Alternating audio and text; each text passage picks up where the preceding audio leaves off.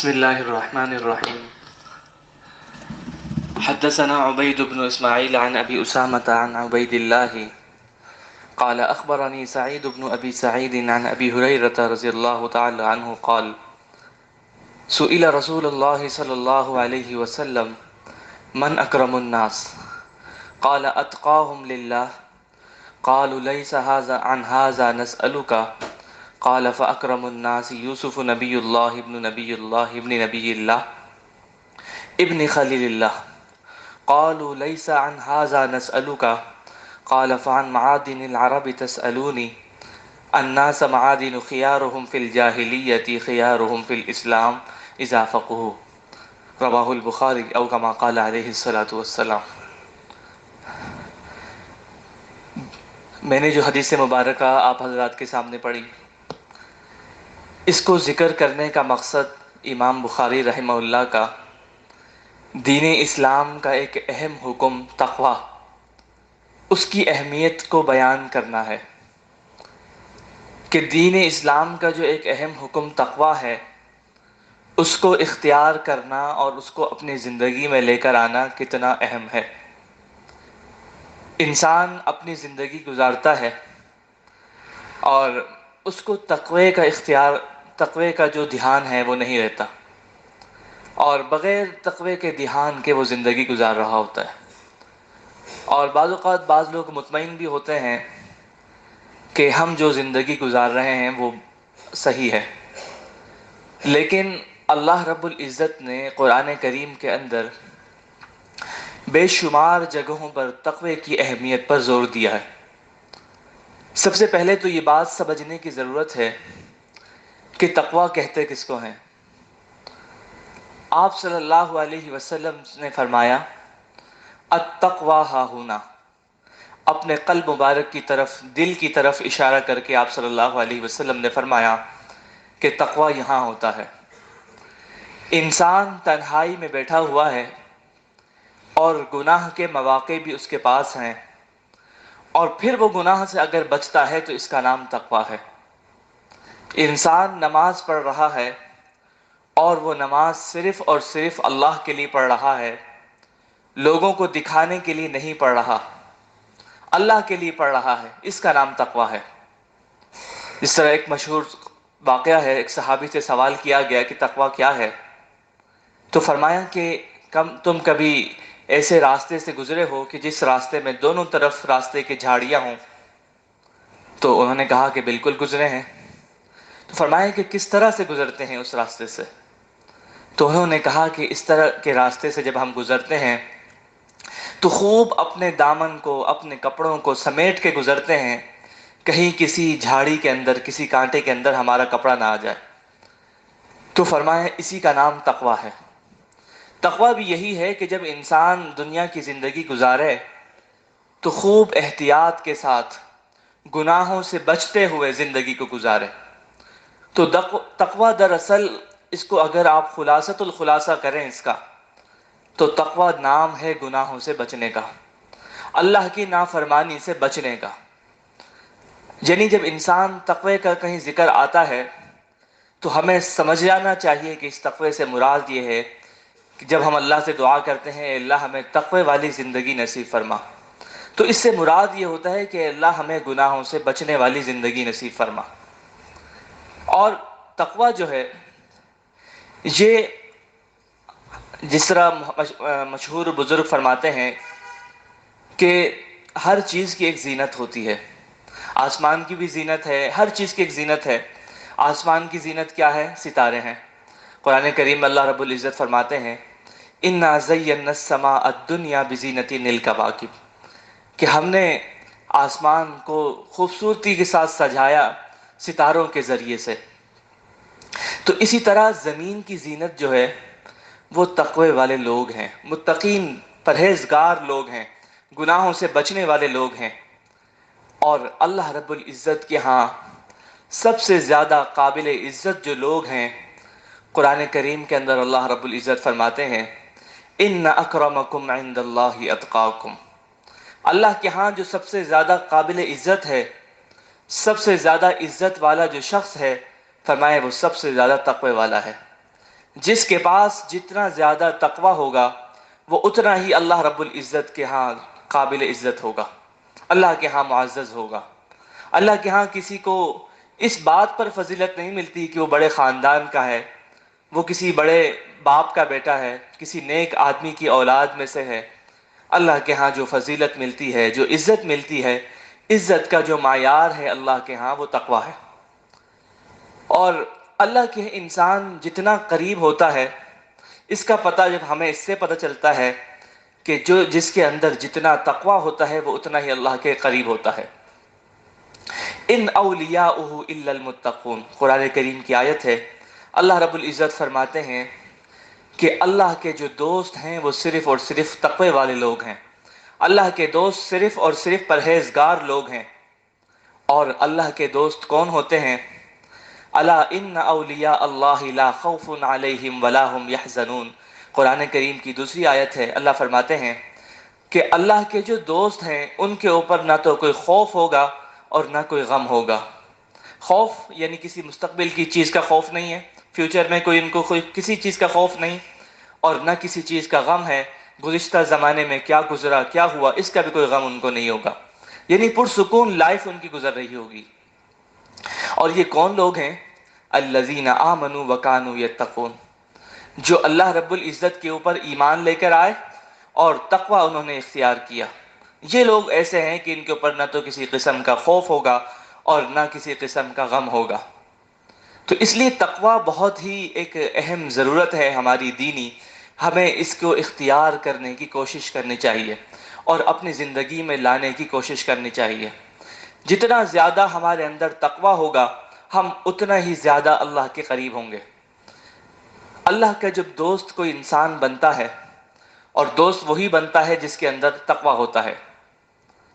ایک تو جب ہم کلمہ پڑھتے ہیں لا الہ الا اللہ محمد رسول اللہ، جب کوئی انسان مسلمان ہوتا ہے کلمہ پڑھ لیتا ہے تو وہ اللہ کا دوست بن جاتا ہے۔ لیکن یہ ایک عمومی دوستی ہے، ہر انسان کے ایک عام دوست بھی ہوتے ہیں اور ایک خاص دوست بھی ہوتے ہیں۔ ایک انسان کلمہ پڑھتا ہے لیکن کلمہ پڑھنے کے بعد اس کے اعمال خراب ہوتے ہیں، گناہوں کی زندگی گزار رہا ہوتا ہے، تو وہ اللہ رب العزت کا پھر قریبی دوست نہیں ہے، جس کو ولایت خاصہ کہا جاتا ہے۔ اللہ کا قریبی دوست وہ نہیں ہے۔ پھر وہ اللہ کا قریبی دوست کون ہے؟ کہ جو ایمان بھی لے کر آئے، تقوی بھی اختیار کرے، وہ اللہ رب العزت کا قریبی دوست ہے۔ ورنہ اللہ رب العزت جب انسان تقوی اختیار نہیں کرتا تو تقوی کا وبال کیا ہوتا ہے کہ جب انسان تقوی اختیار نہیں کرتا تو اللہ رب العزت پھر اس کے اعمال کو قبول نہیں کرتے۔ فرمایا قرآن کریم کے اندر انما یتقبل اللہ من المتقین، کہ ہم صرف اور صرف متقین تقوی والے لوگوں سے، پرہیزگار لوگوں سے ان کے اعمال کو قبول کرتے ہیں۔ تو اعمال کی قبولیت تقوی کے اوپر موقوف ہے۔ انسان تقوی اختیار کرے گا تو اس کے اعمال قبول ہوں گے، ورنہ اس کے اعمال قبول نہیں ہوں گے۔ تو اس لیے تقوی بہت ہی قیمتی اور اہم چیز ہے۔ قرآن کریم کو اللہ رب العزت نے تقوی والی آیات سے سجا رکھا ہے۔ بے شمار قرآن کریم کے اندر آیات ہیں کہ جن کے اندر اللہ رب العزت نے تقوی کو ذکر فرمایا ہے۔ اور ایک انسان ہم عام گفتگو کے اندر اگر ایک لفظ کو ایک جملے کے اندر بار بار ذکر کریں تو اس کو بڑا عجیب سا سمجھا جاتا ہے، اور سمجھا جاتا ہے کہ دیکھو یار ایک ہی بات کو بار بار، ایک ہی لفظ کو بار بار کہہ رہے ہیں۔ لیکن جب کسی بات کی بہت اہمیت ہمیں بتانی ہوتی ہے تو ہم اس بات کو اپنی گفتگو میں بہت زیادہ ذکر بھی کرتے ہیں۔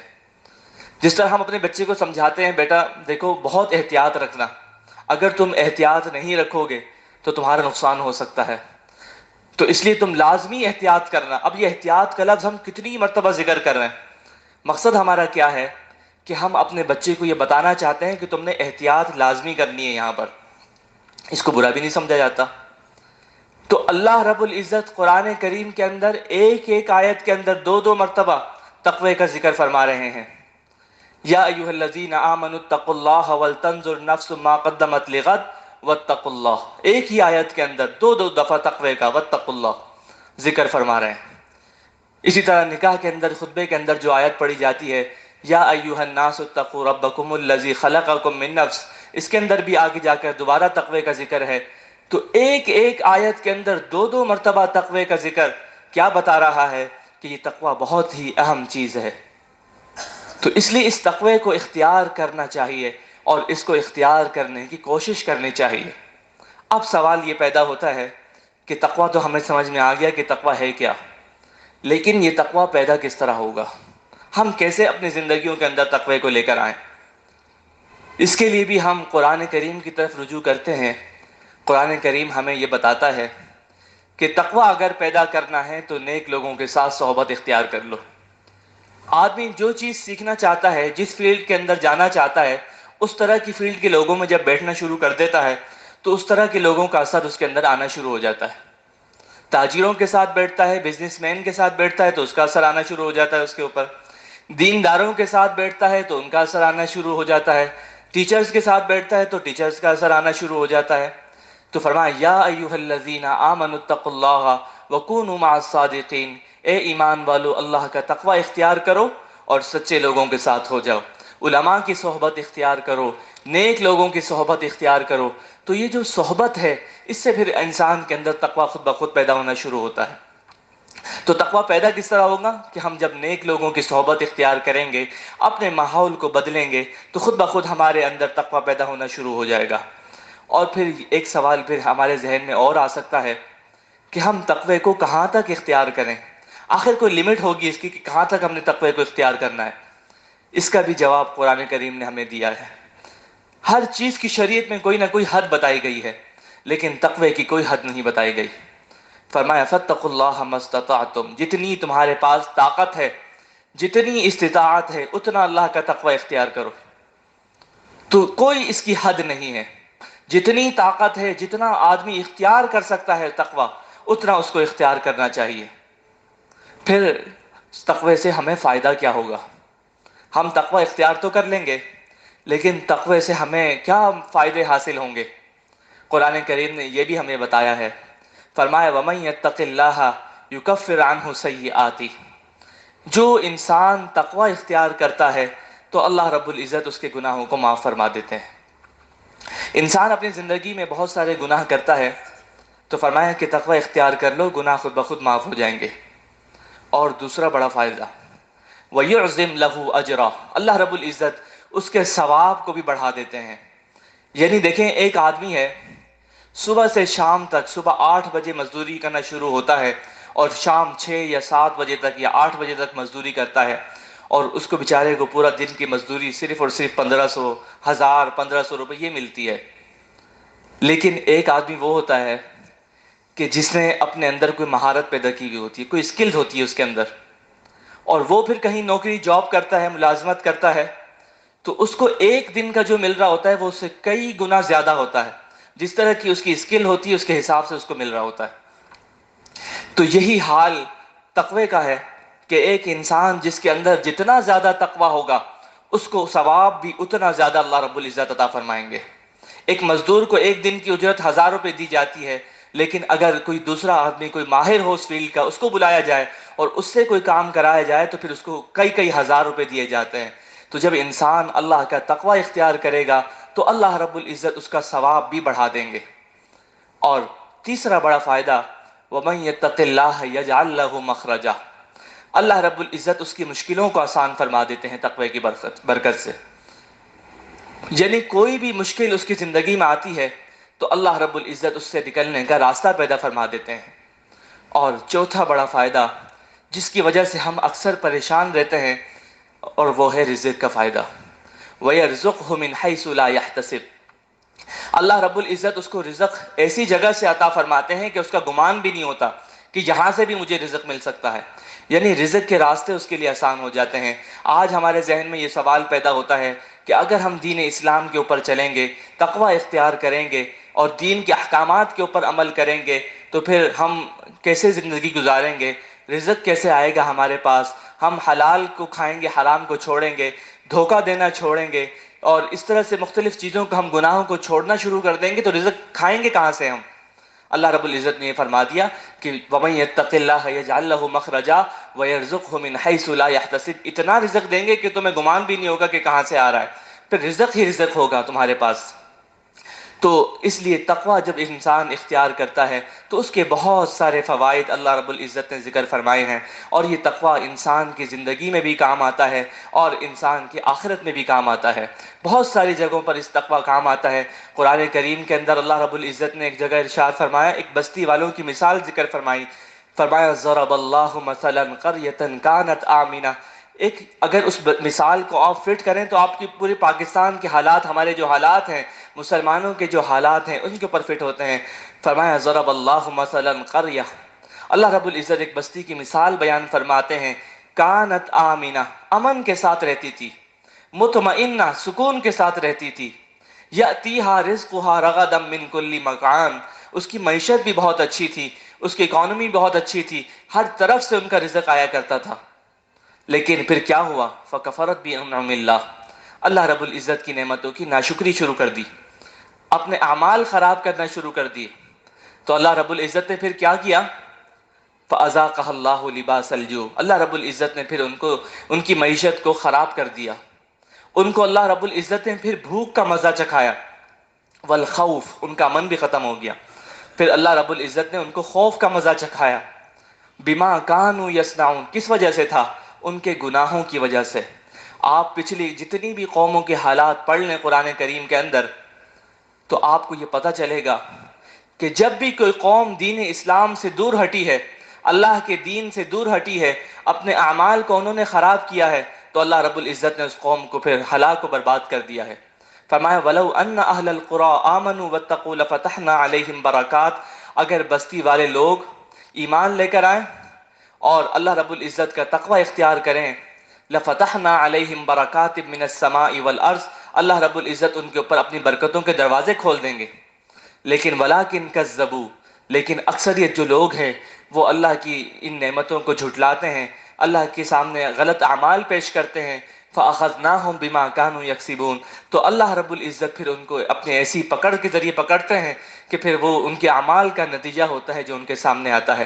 تو اس لیے ہم اپنی اچھی زندگی گزارنے کے لیے، اپنی دنیاوی زندگی کو اچھا کرنے کے لیے، اپنی اخروی زندگی کو اچھا کرنے کے لیے تقوی کو اختیار کریں تو خود بخود ہماری زندگی اور ہماری آخرت دونوں سنور جائیں گی اس تقوی کی برکت سے۔ اللہ رب العزت ہماری زندگیوں میں تقوی پیدا فرمائے۔ وآخر دعوانا ان الحمد للہ رب العالمین۔